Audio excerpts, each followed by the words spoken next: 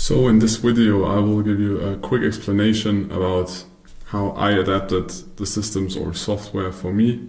For example, when I have a day trading template and I just want to analyze any day trading market, either a future itself or the different contracts. For me what works best, but Tom has a different layout, Serge has a different layout, you need to adapt this for yourself, but we can give you some inspiration in my example how I use it on TradingView. So on TradingView you can implement the volume and the market profile. But you need to know that the volume profile in TradingView for now, I think they want to change it in the future, is based on tick data. There is no real big difference in the high volume areas, but in the lower volume areas there are some differences. But for me, because I focus more and more on long-term trading, it is enough. But if you want to start and if you want to exercise and also want to focus on long-term perspective, of course you can use the same. Otherwise, please choose Sierra Chart, Atas. There are so many softwares outside where you can connect the data feed. But for me, I have the weekly profiles down here. So I have a market profile.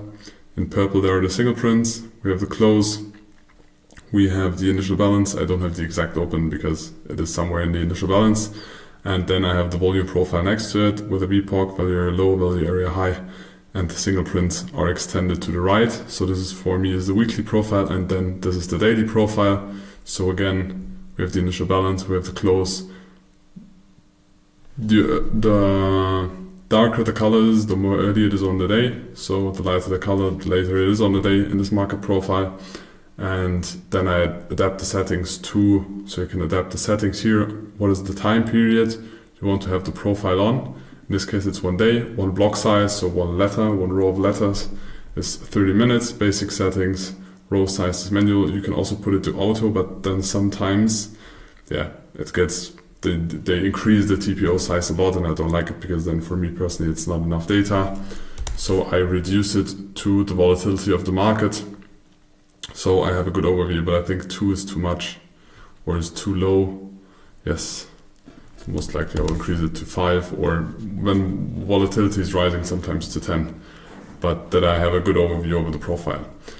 And that way I can create my business zones. So I can create them on the weekly chart. So I will extend the zone most of the time on the down here. You can see I will extend it until the end of the week because the weekly zone is going to be valid until the end of the week. I created a template's called 1. So this is the weekly zone and make it visual on all charts. Then I just duplicate that zone and create a zone on the downside. Yeah, most likely like this. So now I have my business zones and they are, this one should be now as well on all charts. So if I decrease this chart, I now have my business zones on the other charts as well. It's a 30-minute chart and it's a 5-minute chart in this case. Sometimes I go down to 1 minute, but not very often. And I can do the same with the daily zones. So if I want to create daily zones or general analysis, I create it for the whole Monday. So market. Oh, what's going on? So take it like this. Create a different template. So daily zones for me are 2 because it's the lower time frame. Visual on all charts. Copy paste. Create the zone on the other side.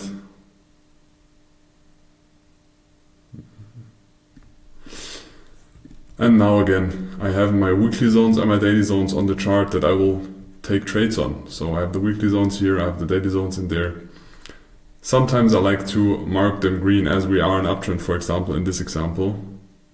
I will mark them because I tend to prefer long trades in this case. We also have a very strong close, kind of high, depending on the open. I don't know where the open is going to be on Monday, but I will just mark the zones in green, filling green, so I know that I prefer long trades on those zones and also a long trade on this zone. Of course, sometimes I also take short trades, but I prefer trades to the long side or to the upside. So I mark them green or red in case of short. You can also adapt the colors. It's the way I prefer most. You can create now a template the way you prefer it.